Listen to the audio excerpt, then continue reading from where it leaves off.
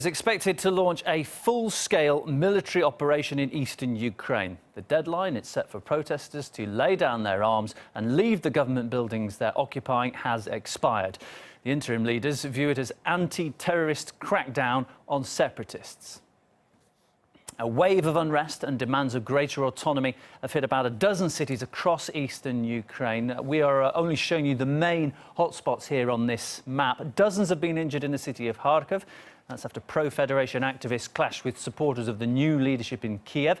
The city of Slavyansk has seen some of the worst violence in recent days after the Interior Ministry launched an operation to reclaim government offices there.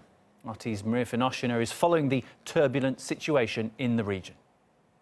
Since President Yanukovych was ousted and those who refuse to recognize the country's new authorities have started taking to the streets, as they say, to make their voice heard. And as they say, when they didn't manage to draw the centre's attention, they've started taking governmental buildings, security and police offices and all over the region to again draw the attention from centre. Now tensions continue to escalate all across the east and the south of Ukraine, and we see clashes between those supporting the government and protesting against it in major cities and towns here. Most violent of them we've seen in Kharkiv. There are reports of about 50 people injured, and local media reports that in most of the cases those who support the government come here to this region from Kiev and other western cities. We've seen these clashes, similar clashes, also in the town of Zaporozhye, Mariupol and in many others. One of the main demands of protesters here is to get more independence from Kiev.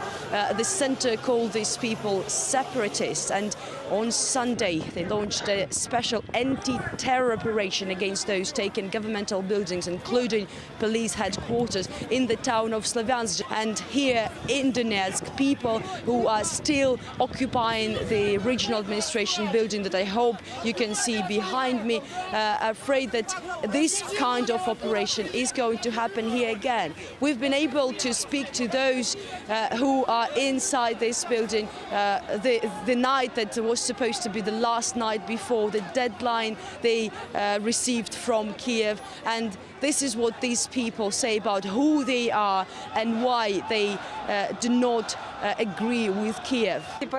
There are no separatists. It's the Ukrainian people who came here. Even in the West, there are Ukrainians who support us, who are against the fascists themselves. A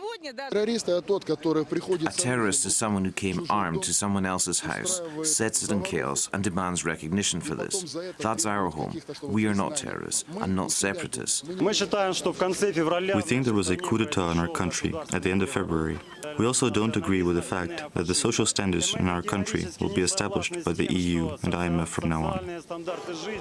Well, the deadline given from Kiev to these people to liberate this building here in the center of Donetsk has already expired, and now no one can say for sure how the situation will develop, and actually everything may happen, so we'll keep you updated.